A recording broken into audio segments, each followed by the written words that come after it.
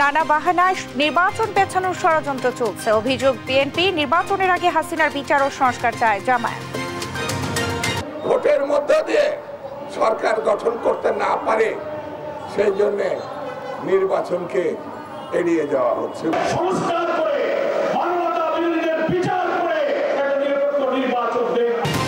রোহিঙ্গা প্রত্যাবাসন নিয়ে উভয় সংকটে বাংলাদেশ, পররাষ্ট্র উপদেষ্টার স্বীকারোক্তি। বড় বাধা মিয়ানমারের আরাকান আর্মি। বাংলাদেশের সঙ্গে সম্পর্ক পুনরুজ্জীবিত করার আশা দেখছে পাকিস্তান। আকাশ ও নৌপথের সরাসরি যোগাযোগ স্থাপনে আগ্রহ।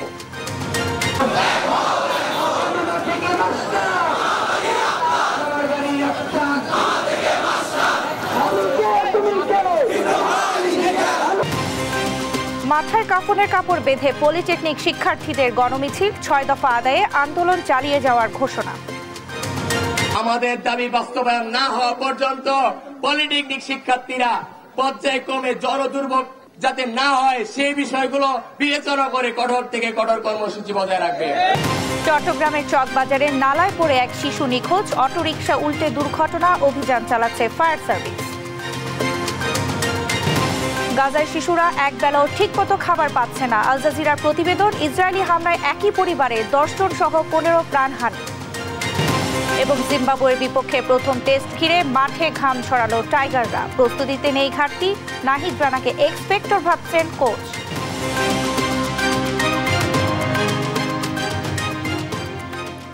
সংবাদ রাতে দেখছিলেন সংবাদ শিরোনাম, সঙ্গে আছি আমি শারমিন নাসি। এবারে থাকছে বিস্তারিত। বর্তমান অন্তর্বর্তী সরকারের কর্মকাণ্ডে দেশবাসী উদ্বিগ্ন। বিএনপিকে পাশ কাটিয়ে নির্বাচন বিলম্বিত করা হচ্ছে যাতে বিএনপি জনগণের ভোটে ক্ষমতায় যেতে না পারে। এছাড়া গেল 17 বছর যারা গুম খুন করেছে তাদের রক্ষার চেষ্টা চলছে বলেও অভিযোগ করেন বিএনপি নেতারা। সকালে জাতীয় প্রেস ক্লাবের সামনে বাংলাদেশ গণতান্ত্রিক পরিষদ আয়োজিত গুম হওয়া বিএনপি নেতাদের সন্ধানে যুব সমাবেশে উপস্থিত হয়ে এসব কথা বলেন তারা। বিস্তারিত নিয়াজ মোর্শেদের রিপোর্টে। শুক্রবার সকালে জাতীয় প্রেস ক্লাবের সামনে গণতান্ত্রিক পরিষদ আয়োজন করে বিগত সরকারের আমলে গুম হওয়া বিএনপি নেতা ইলিয়াস আলী সহ অন্যান্য নেতাকর্মীদের সন্ধানে যুব সমাবেশ। এতে উপস্থিত হয়ে বিএনপি নেতারা অন্তর্বর্তী সরকারকে বিগত ফ্যাসিস্ট সরকারের আমলে গুম হওয়া নেতাকর্মীরা কোথায় আছে তা জনগণের কাছে স্পষ্ট করার তাগিদ দেন। এই সরকারের কাছেও ইলিয়াস আলী চৌধুরী আলমদের গুমের বিষয়ে প্রতিবাদ করতে হবে, এইটা আমাদের ধারণা ছিল না। জনগণের কাছে স্পষ্ট করতে হবে যে গুম কমিশন যে গুম খুন করে যে মানবতা বিরোধী অপরাধ করেছে, যে অন্যায় অপরাধ করেছে, তাদের বিচার কতটুকু হলো। আর এই অন্তর্বর্তী সরকারের তৎপরতায় কিছু হবে না মন্তব্য করে বিএনপি চেয়ারপারসনের উপদেষ্টা মোয়াজ্জেম হোসেন আলাল বলেন, এই সরকারকে চাপ প্রয়োগ না করলে কোনো কাজ হয় না। এই রকম যন্ত্রণা পৃথিবীতে যেন কোনো মানুষের জীবনে আর না আসে। সুতরাং সেই যন্ত্রণার অবসান ঘটাতে হলে এই সরকারের যে বর্তমান ঢিমেতালের তৎপরতা, এই তৎপরতার উপর নির্ভর করে বসে থাকলে হবে না। একই সমাবেশে যোগ দিয়ে বিএনপির ভাইস চেয়ারম্যান শামসুজ্জামান দুদু বলেন, সরকারের কর্মকাণ্ডে দেশবাসী উদ্বিগ্ন, আর বিএনপি যাতে জনগণের ভোটে নির্বাচিত হতে না পারে সে কারণেই তাদের পাশ কাটিয়ে নির্বাচন বিলম্বিত করা হচ্ছে বলেও অভিযোগ করেন তিনি। এই সরকারের কাজ কামে দেশবাসী খুবই উদ্বিগ্ন। তারা কি চায় সেটাও আমরা বুঝি না। বিএনপিকে পাশ কাটানোর জন্যে যাতে বিএনপি নির্বাচনের মধ্য দিয়ে মানুষের সমর্থন আদায়ের মধ্য দিয়ে ভোটের মধ্য দিয়ে সরকার গঠন করতে না পারে সেই জন্য নির্বাচনকে এড়িয়ে যাওয়া হচ্ছে বলে আমরা মনে করি। অভিযোগ করেন গেল 17 বছর যারা গুম খুন করেছেন তাদের রক্ষার চেষ্টা চলছে, তাদেরকে কোনো না কোনো ভাবে রক্ষা করা হচ্ছে। নিয়াজ মুর্শিদ, দেশ টিভি, ঢাকা। প্রধান উপদেষ্টার ঘোষিত ডেডলাইনের মধ্যেই সংস্কার শেষে নির্বাচন দিতে হবে বলে দাবি জানিয়েছেন জামায়াতে ইসলামীর সেক্রেটারি জেনারেল অধ্যাপক মিয়া গোলাম পরওয়ার। শুক্রবার সকালে লাকসাম উপজেলা ও পৌরসভার উদ্যোগে লাকসাম স্কুল মাঠে জামায়াতে ইসলামীর কর্মী সম্মেলনে এই দাবি জানান তিনি। বলেন, জামায়াত নির্বাচনে যেতে চায়, তবে সেই নির্বাচন হতে হবে যথাযথ সংস্কারের মাধ্যমে। আগে রাষ্ট্রীয় সংস্কার ও ফ্যাসিস্ট শেখ হাসিনার বিচার করতে হবে।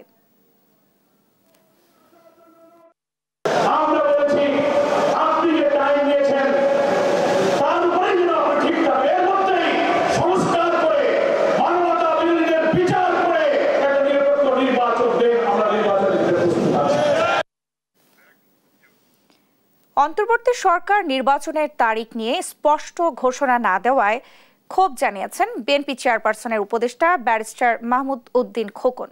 অন্যদিকে জাতীয় নির্বাচনের আগে স্থানীয় সরকার নির্বাচন জরুরি বলে মত জানিয়েছে বাংলাদেশ কংগ্রেস সহ কয়েক দল। শুক্রবার বিকেলে এক গোলটেবিল বৈঠকে এইসব কথা তুলে ধরেন বক্তারা। এনআই নাহিদের রিপোর্ট। আমাদের কাছে নাই। শুক্রবার বিকেলে বাংলাদেশ সুপ্রিম কোর্ট বার ভবনে বাংলাদেশ কংগ্রেস আয়োজন করে আগে কোন নির্বাচন, স্থানীয় নাকি জাতীয় বিষয়ক গোলটেবিল আলোচনা। আমরা কিন্তু এই সরকার এ সময় সুষ্ঠু ভোটের জন্য নির্বাচন কমিশন সংস্কারের কথা বলেন বাংলাদেশ কংগ্রেসের চেয়ারম্যান। জাতীয় নির্বাচনের আগে স্থানীয় নির্বাচনের দাবি জানান তিনি। নির্বাচন আমাদেরকে সময় করে করতে হবে এবং এই নির্বাচন ব্যবস্থা যতদিন ঠিক না হচ্ছে কোনো সংস্কার করে লাভ নেই। অনুষ্ঠানে বাংলাদেশ ডেভেলপমেন্ট পার্টি, জেএসডি সহ কয়েকটি দলের প্রতিনিধিরা অংশ নেন। রাষ্ট্র কাঠামোর সংস্কার করে দ্রুত স্থানীয় নির্বাচনের দাবি জানান তারা।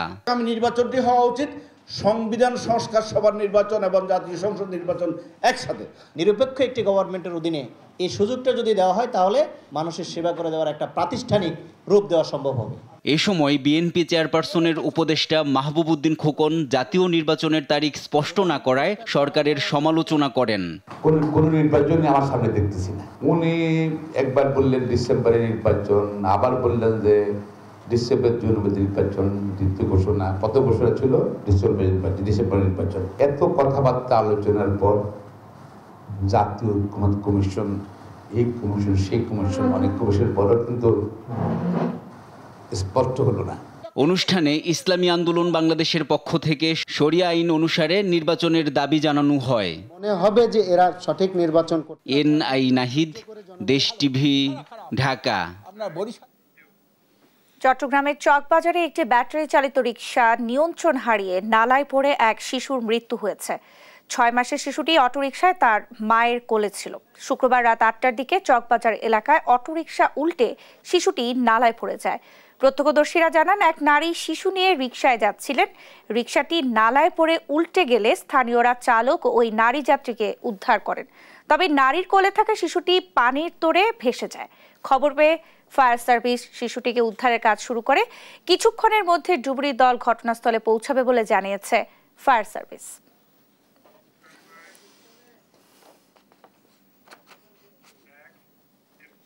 দর্শক, চট্টগ্রামের চকবাজার এলাকায় নালায় পড়ে এক শিশুর নিখোঁজ রয়েছে। তার সন্ধানে অভিযান চালাচ্ছে ফায়ার সার্ভিস। সেখানকার পরিস্থিতি জানাতে সরাসরি আমাদের সঙ্গে যোগ দিচ্ছেন সহকর্মী আজিজা হক পায়েল। পায়েল, নিখোঁজ শিশুর উদ্ধারে ফায়ার সার্ভিসের তৎপরতা আপনি কেমন দেখছেন? এখনো ডুবুরি দল এসেছে কিনা বিস্তারিত জানাবেন। ন্যান্সি যেমনটি বলছিলেন, চকবাজার কাগজগোলার আসলে এই নালাটিতে আজকে রাত 8:30টার দিকে মায়ের কোল থেকে রিকশা থেকে পড়ে যায় একটি শিশু, 6 মাসের শিশু।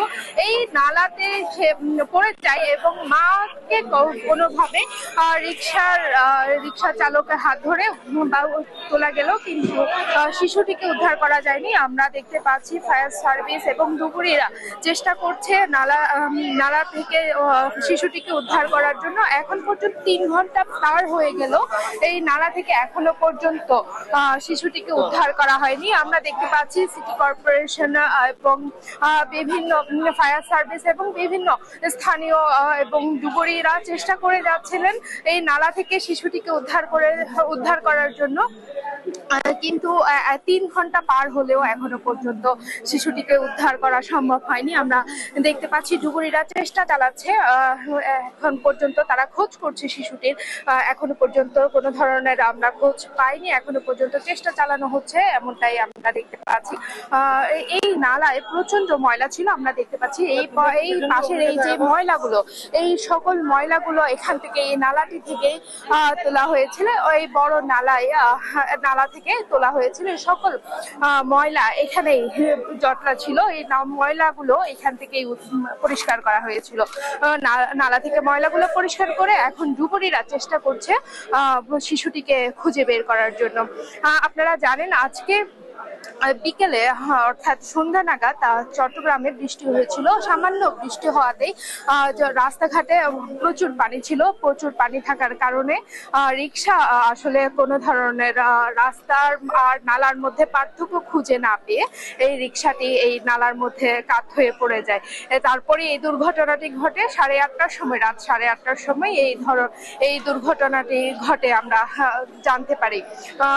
এখনো পর্যন্ত কোনো ধরনের খোঁজ পাওয়া যায়নি। তবে মা এখন সুস্থ আছেন, তবে মায়ের সাথে করা যাচ্ছেন না। তিনি একেবারে শকড। আসলে শিশুকে হারিয়ে তিনি কথা বলার অবস্থায় নেই। তিনি অবস্থা জানাচ্ছেন না, তিনি এই বিষয়ে কোনো কিছুই জানাচ্ছেন না। তবে আমরা যতটুকু কথা বলে জানতে পেরেছি, তারা এখানে স্বজনের বাসায় যাওয়ার পথে এই দুর্ঘটনাটি ঘটে। এই এখনো পর্যন্ত চেষ্টা চলছে। আমরা দেখতে পাচ্ছি এই নালাটি জুড়ে এখন যুবলীরা কাজ করছেন, ফায়ার সার্ভিস কাজ করছেন, সিটি কর্পোরেশন টিম কাজ করছেন। আমরা জানতে পারি এই দুর্ঘটনার খবর পেয়ে তাৎক্ষণিক এখানে চট্টগ্রামের সিটি কর্পোরেশনের মেয়র এখানে সরাসরি চলে আসেন। তিনি সম্পূর্ণ বিষয়টি পর্যবেক্ষণ করেন এবং এখনো পর্যন্ত উনি এখানে পায়েল, আপনাকে ধন্যবাদ। দর্শক, চট্টগ্রাম থেকে আমাদের সঙ্গে যুক্ত হয়েছিলেন সহকর্মী আজিজা হক পায়েল। দূতাবাসের সীমাবদ্ধতা থাকলেও প্রবাসীদের সমস্যা সবার আগে সমাধান করা হবে বলে জানিয়েছেন পররাষ্ট্র উপদেষ্টা তৌহিদ হোসেন। শুক্রবার সকালে ফরেন সার্ভিস ডে এর অনুষ্ঠানে তিনি কথা বলেন। রোহিঙ্গা প্রত্যাবাসনে আরাকান অঞ্চলের নতুন বাস্তবতা নিয়ে কথা বলেন উপদেষ্টা। বলেন, যুদ্ধ শেষ হলেও সেখানে শান্তি নিশ্চিত করা কঠিন হবে। মার্কিন যুক্তরাষ্ট্রের শুল্ক আরোপের বিষয়ে দেশটির প্রতিনিধির সঙ্গে আলোচনা হয়েছে বলেও জানান তিনি। তৌফিক মাহমুদ মুন্নার রিপোর্ট। পতাকা উত্তোলনের মধ্য দিয়ে শুরু হয় ফরেন সার্ভিস ডে। রাজধানীর ফরেন সার্ভিস একাডেমিতে আয়োজন করা হয় এই বর্ণাঢ্য অনুষ্ঠানের। প্রধান অতিথি হিসেবে উপস্থিত ছিলেন পররাষ্ট্র উপদেষ্টা তৌহিদ হোসেন। 5 আগস্টের পর কাজের ধরনে আমূল পরিবর্তন হয়েছে দাবি করে পররাষ্ট্র উপদেষ্টা দূতাবাসে প্রবাসীদের সমস্যা সমাধানের তাগিদ দেন। সেই কাজের ধরন আমূল পরিবর্তন হয়েছে। বিশেষ করে বর্তমানে যে অর্থনৈতিক ক্ষেত্রে যেই সমস্ত পৃথিবী জুড়ে যেই পরিবর্তন সূচিত হয়েছে, সেখানে আমাদের আসলে খুব সচেতনভাবে আমাদের কাজ নিয়ে এগোতে হবে। তো আমি আশা করব যে আমার যে সহকর্মীরা এখন চাকরিতে আছে তারা এটা হৃদয়ঙ্গম করবেন এবং তারা যথাযথ নিজেদেরকে প্রস্তুত করবেন এবং কর্মপদ্ধতি গ্রহণ করবেন। পরে সাংবাদিকদের প্রশ্ন জবাবে যুক্তরাষ্ট্রের আরোপিত শুল্ক নিয়ে কথা বলেন উপদেষ্টা। ট্যাক্স যেটা ট্যারিফের প্রসঙ্গ উঠেছে এবং আমরা বলেছি যে আমরা তো চেষ্টা করছি তোমাদের বাণিজ্য বাধা কমিয়ে আনতে, এবং আমি আরেকটা পয়েন্ট উল্লেখ করেছি যে আসলে তো যেই দুই পক্ষের মধ্যে তফাৎটা যতটা বলা হয় অতটা তো আসলে না, কারণ সার্ভিসেস সেক্টরে তো আমরা প্রচুর আমদানি করি তোমাদের এখান থেকে। এ সময় তিনি রোহিঙ্গা প্রত্যাবাসন নিয়েও কথা বলেন। যুদ্ধ শেষ হলেও সেখানে শান্তি আনা কঠিন হবে বলে উল্লেখ করেন পররাষ্ট্র উপদেষ্টা। বলেন, আরাকান অঞ্চলের নতুন বাস্তবতায় কূটনৈতিক ডায়ালগ কঠিন হয়ে পড়েছে। সত্যিকার অর্থে আমরা একজন নতুন প্রতিবেশী মুখোমুখি, যারা আবার নন স্টেট অ্যাক্টর, কাজে তাদের সাথে আমরা না পারছি ওপেনলি স্বাভাবিকভাবে আলোচনা করতে, না পারছি তাদেরকে ইগনোর করতে। কাজে এই ডিফিকাল্ট সিচুয়েশন। আর তাদেরকে আরেকটা কথা আমি বলেছি যে there will be a time যখন হয়তো এই সমস্যাটা স্থিতি আসবে এবং একটা সমাধানের দিকে যাবে, তখন আমাদের যে বন্ধুরাষ্ট্র আছে এবং শক্তিশালী রাষ্ট্র যারা আছে তারা চাপ সৃষ্টি করতে হবে ওখানে যে নতুন ডিসপেন্সেশন আসবে তাদের উপরে, যে রোহিঙ্গাদের মানবিকভাবে বিবেচনা করতে হবে এবং তাদেরকে তাদের অধিকার ফিরিয়ে দিতে হবে। মুর্শিদাবাদের দাঙ্গা নিয়ে বাংলাদেশকে জড়িয়ে মিথ্যা অভিযোগের প্রেক্ষিতে প্রধান উপদেষ্টার কার্যালয় থেকে লিখিত প্রতিবাদ জানানো হয়েছে বলে জানান পররাষ্ট্র উপদেষ্টা। গতকালই একটা স্টেটমেন্ট দেওয়া হয়েছে। তৌফিক মাহমুদ মুন্না, দেশ টিভি, ঢাকা। ঢাকায় বাংলাদেশ ও পাকিস্তানের পররাষ্ট্র সচিব পর্যায়ের বৈঠকে দ্বিপক্ষীয় সম্পর্ক পুনরুজ্জীবিত করার জন্য একটি যৌথ সংকল্প প্রতিফলিত হয়েছে বলে জানিয়েছে পাকিস্তান। বৃহস্পতিবার বাংলাদেশের সঙ্গে অনুষ্ঠিত ওই বৈঠকের বিষয়ে প্রকাশিত এক সংবাদ বিজ্ঞপ্তিতে পাকিস্তানের পররাষ্ট্র মন্ত্রণালয় এসব কথা বলে। এতে বলা হয়, বাংলাদেশের সঙ্গে আকাশ ও নৌপথে সরাসরি যোগাযোগ স্থাপনে দুদেশ আগ্রহী। ইউসুফ ভুইয়ার রিপোর্ট। বাংলাদেশের সঙ্গে পররাষ্ট্র সচিব পর্যায়ের বৈঠকে দুদেশের মধ্যকার সম্পর্ক পুনরুজ্জীবিত করার অঙ্গীকার প্রতিফলিত হয়েছে বলে জানিয়েছে পাকিস্তান।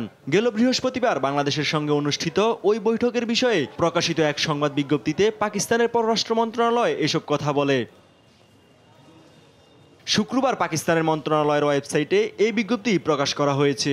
বিজ্ঞপ্তিতে বলা হয়, বৈঠকে উভয় দেশ রাজনৈতিক, অর্থনৈতিক, সাংস্কৃতিক, শিক্ষাগত ও কৌশলগত সহযোগিতা সহ নানা বিষয়ে বিস্তারিত মত বিনিময় হয়। পাশাপাশি দুদেশের অভিন্ন ইতিহাস, সাংস্কৃতিক বন্ধন এবং জনগণের আকাঙ্ক্ষার ওপর জোর দেয়।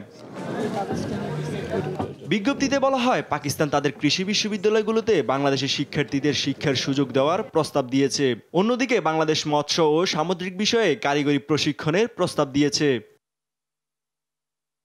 পাকিস্তানের পররাষ্ট্র মন্ত্রণালয় বলছে, বৈঠকে দুপক্ষ করাচি ও চট্টগ্রামের মধ্যে সরাসরি নৌযান চলাচল শুরুর বিষয়টিকে স্বাগত জানায়। সরাসরি আবার আকাশপথে যোগাযোগ চালুর উপর গুরুত্ব আরোপ করা হয়। শীঘ্রই পাকিস্তানের উপপ্রধানমন্ত্রী ও পররাষ্ট্রমন্ত্রীর বাংলাদেশ সফরের প্রত্যাশার কথা জানানো হয়। বিজ্ঞপ্তিতে আরও বলা হয়, দুদেশের মধ্যে পরবর্তী বৈঠক 2026 সালে ইসলামাবাদে অনুষ্ঠিত হবে বলে সিদ্ধান্ত হয়েছে। ইউসুফ ভুঁইয়া, দেশ টিভি, ঢাকা। দ্রুত 6 দফা বাস্তবায়নের দাবিতে রাজধানী সহ সারা দেশে মাথায় কাফনের কাপড় বেঁধে গণ মিছিল করেছেন পলিটেকনিক ইনস্টিটিউটের শিক্ষার্থীরা। কারিগরি শিক্ষাক্ষেত্রে বৈষম্যের অভিযোগ তুলে পরবর্তীতে রাজপথ ও রেলপথ অবরোধের মতো কর্মসূচিরও হুঁশিয়ারি দেন তারা। সাবিরা মজুমদারের সহায়তায় তারেক মাহমুদ সুজনের রিপোর্ট। দ্রুত 6 দফা বাস্তবায়নের দাবিতে শুক্রবার দুপুরে রাজধানীর তেজগাঁওয়ে মাথায় কাফনের কাপড় বেঁধে গণমিছিল ও বিক্ষোভ করেছে ঢাকা পলিটেকনিক ইনস্টিটিউটের শিক্ষার্থীরা। এ সময় কারিগরি শিক্ষাক্ষেত্রে বৈষম্য না কাটলে সড়ক ও রেলপথ অবরোধের মতো কঠোর কর্মসূচির হুঁশিয়ারি দেন কারিগরি শিক্ষা আন্দোলনের নেতারা। আমাদের লক্ষ লক্ষ ডিপ্লোমা শিক্ষার্থীদের জন্য একটি মাত্র ডুয়েট উচ্চশিক্ষার সুযোগ নেই। আমাদের দাবি বাস্তবায়ন না হলে কারিগরি ছাত্র আন্দোলন বাংলাদেশ সকল পলিটেকনিক ইনস্টিটিউটের সাথে সম্মিলিতভাবে কঠোর থেকে কঠোর কর্মসূচি ঘোষণা করবে। একই দাবিতে রাজশাহীতেও কর্মসূচি পালন করা হয়েছে। দুপুরে ক্যাম্পাস থেকে গণমিছিল বের হয়ে নগরীর বিভিন্ন সড়ক প্রদক্ষিণ শেষে বাটার মোড়ে সমাবেশে মিলিত হয় শিক্ষার্থীরা। আমাদের দাবি না মানা পর্যন্ত আমরা আমাদের কর্মসূচি পালন করে যাব। বিক্ষোভ মিছিল করে সিলেট পলিটেকনিক ইনস্টিটিউটের শিক্ষার্থীরাও। মিছিলটি নগরীর খোজারখোলা কাজীর বাজার ব্রিজ হয়ে জিতু মিয়ার পয়েন্টে গিয়ে শেষ হয়। অবৈধভাবে নিয়োগপ্রাপ্ত ক্রাফটদের মামলার রায়ের প্রতিবাদে বিক্ষোভ হয়েছে বরিশালেও। এদিকে বগুড়াতেও কাফনের কাপড় পরে বিক্ষোভ করেছে পলিটেকনিক ইনস্টিটিউটের শিক্ষার্থীরা। জুমার নামাজের পর ক্যাম্পাস থেকে বিক্ষোভ মিছিল শুরু হয়ে শহরের শেরপুর সড়ক প্রদক্ষিণ করে শেষ হয়। এই হামলার তীব্র এবং নিন্দা প্রতিবাদ জানিয়ে বগুড়া পলিটেকনিক ইনস্টিটিউটের আজকের এই কর্মসূচি।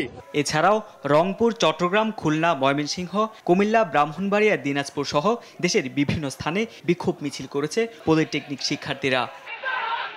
তারেক মাহমুদ সুজন, দেশ টিভি, ঢাকা। গাজা ইসরায়েলি গণহত্যা বন্ধ ও ভারতে বিতর্কিত ওয়াকফ বিল বাতিলের দাবিতে বাইতুল মোকাররমের সামনে বিক্ষোভ সমাবেশ করেছে ধর্মপ্রাণ মুসল্লিরা। এ সময় হত্যাযজ্ঞ বন্ধে মুসলিম দেশগুলোকে ঐক্যবদ্ধ হওয়ার পাশাপাশি ভারত ও ইসরায়েলের পণ্য বয়কটের আহ্বান জানান তারা। তাইফুর রহমান তুহিনের রিপোর্ট। দক্ষিণের পক্ষ থেকে ফিলিস্তিনে মুসলমানদের উপর বর্বর হত্যাকাণ্ড ও ভারতের বিতর্কিত ওয়াকফ বিল বাতিলের দাবিতে বাদ জুমা বাইতুল মোকাররমের উত্তর গেটে বিক্ষোভ সমাবেশ করে জমিয়াতে উলামায়ে ইসলাম বাংলাদেশ।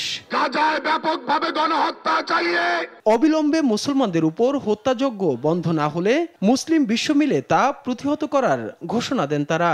এই চক্রান্ত, এই ধ্বংসযজ্ঞ, এই নিধনযজ্ঞ অনতিবিলম্বে বন্ধ না হলে আমরা সকলেই জিহাদের জন্য প্রস্তুত আছি ইনশাআল্লাহ। একই সঙ্গে ভারতের বিতর্কিত ওয়াকফ বিল পাস ও মুসলিম অধিকার খর্ব করার তীব্র প্রতিবাদ জানান বক্তারা। মোদি সরকারকে বলতে চাই, তোমাদের দোসর শেখ হাসিনা এবং আওয়ামী লীগের ভয়াবহ পরিণতি থেকে শিক্ষা গ্রহণ করো। যদি নরেন্দ্র মোদী তার এই কর্মকাণ্ড থেকে ফেরত না আসে তাহলে বাংলাদেশে ফাঁসির মঞ্চ হবে তীব্র। মুসলমানদের উপর নির্যাতনকারী ভারত ও ইসরায়েলের পণ্য বয়কটের ঘোষণা দেন বিক্ষুব্ধরা। সমস্ত মানবতা প্রেমিক মানুষকে সিদ্ধান্ত নিতে হবে ইসরায়েল আর ইসরায়েলের মিত্র শক্তির সকল রকম পণ্য বয়কট করতে হবে। পরে বায়তুল মুকাররমের উত্তর গেট থেকে বিক্ষোভ মিছিল বের হয়। মিছিলটি পল্টন বিজয়নগর হয়ে নাইটেঙ্গেল মোড়ে গিয়ে শেষ হয়। সাইফুর রহমান তুহিন, দেশ টিভি, ঢাকা। মারমা সম্প্রদায়ের প্রাণের উৎসব সাংগ্রাই। 7 দিনব্যাপী এই উৎসবের শেষ 3 দিন হয় মৈত্রী পানি বর্ষণ বা জলকেলি। বান্দরবান, পটুয়াখালী, কক্সবাজার সহ বিভিন্ন জেলায় জলকেলি উৎসবে যোগ দেন দেশ বিদেশের অনেক পর্যটক। বান্দরবানের আয়োজন দেখে মুগ্ধতা প্রকাশ করেন ইউরোপীয় ইউনিয়নের অ্যাম্বাসেডর মাইকেল মিলার। সহকর্মীদের পাঠানো তথ্য ছবিতে নুসরাত শোভার রিপোর্ট। মারমা সম্প্রদায়ের প্রাণের উৎসব সাংগ্রাই। 7 দিনব্যাপী এই উৎসবের শেষ 3 দিন হয় মৈত্রী পানি বর্ষণ বা জলকেলি। শুক্রবার বান্দরবানের ঐতিহাসিক রাজার মাঠে হয় সাংগ্রাই উৎসবের সমাপনী। উৎসবে যোগ দেন দেশ বিদেশের অনেক পর্যটক, অংশ নেন স্থানীয়রাও, জানান নিজেদের উচ্ছ্বাসের কথা। ক্রিকেট, ফুটবল, তাছি যেটা দাঁড়িয়ে বান্ধা, তারপরে বালিশ খেলা, বিভিন্ন ইভেন্টে আমরা অনেকগুলো সাজিয়েছি। এবারে কমিটি একদম নতুন করে পুরোপুরি একদম নতুন উদ্যমের সাথে আমরা চেষ্টা করেছি।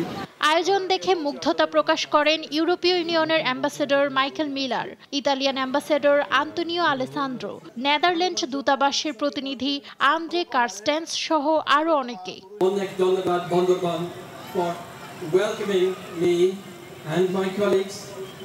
To celebrate your traditional water festival this evening. It's a pleasure to see you all having so much fun, to listen to your energetic performance. পার্বত্য উপদেষ্টা সুপ্রদীপ চাকমা বলেন, পাহাড়ের শান্ত পরিবেশে ঐতিহ্য ও সংস্কৃতির সঙ্গে পরিচয় করিয়ে দিতেই বিদেশি রাষ্ট্রদূতদের আমন্ত্রণ জানানো হয়েছে। এখানে এসে মানে এই যে আপনারা ভালোভাবে আছেন, শান্তিপূর্ণ আছেন, এটা ওনাদেরও দেখা দরকার। যেন বাইরে থেকে শুধু অনুমান না করে কি হচ্ছে কি হচ্ছে না, এটাই মানে ওনাদের পক্ষে আমি নিমন্ত্রণ দিয়েছি তাদেরকে কমনলি আসার জন্য। এবং এইবারে স্পেসিফিক বলেছিলাম যে আমি জানি এই বান্দরবানে এই অনুষ্ঠানগুলি খুবই ভালো হয়। এদিকে পটুয়াখালীর কুয়াকাটায় শুক্রবার বিকাল 4:30টায় 3 দিন ব্যাপী জলকেলি উৎসবের উদ্বোধন করেন উপজেলা নির্বাহী কর্মকর্তা। উৎসবে নাচে গানে মাতোয়ারা হয়ে ওঠেন তরুণ তরুণীরা। এছাড়া আজ কক্সবাজারের রাখাইনপল্লীতেও জলকেলি উৎসব হয়। এই উৎসব পরিদর্শন করেন জাতীয় নিরাপত্তা উপদেষ্টা খলিলুর রহমান। আগামীতে এই ধরনের অনুষ্ঠান আমাদের সংস্কৃতিতে একটা বড় ধরনের অবদান রাখবে বলে আমি আশা করছি। নুসরাত শোভা, নিউজ ডেস্ক, দেশ টিভি। রাজধানীর আফতাবনগরে পলস একাডেমিতে বর্ণাঢ্য আয়োজনে উদযাপিত হয়েছে বৈশাখী উৎসব। শুক্রবার সকালে বিদ্যালয়ের প্রাঙ্গণে অনুষ্ঠিত বৈশাখ উদযাপনে ছিল বিদ্যালয়ের ক্ষুদে শিক্ষার্থী ও শিক্ষকদের অংশগ্রহণে নাচ, গান, কবিতা আবৃত্তির মতো নানান আয়োজন। এছাড়াও বিদ্যালয়ের প্রাঙ্গণে অনুষ্ঠিত হয় দিনব্যাপী বৈশাখী মেলা।